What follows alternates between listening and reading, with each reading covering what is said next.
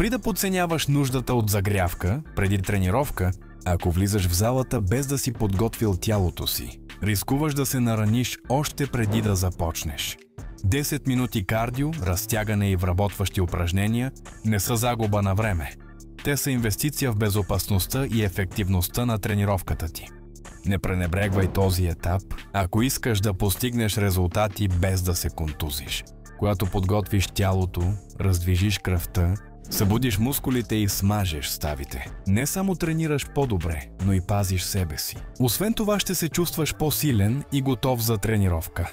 Ще подобриш координацията си и ще бъдеш по-мотивиран. Започнете с леко бягане на място или скачане на въже. Така ще увеличите сърдечния ритъм и кръвоснабдяването към мускулите. Направете клекове без тежест, лицеви опори и глутеус мостове, за да активирате основните мускулни групи.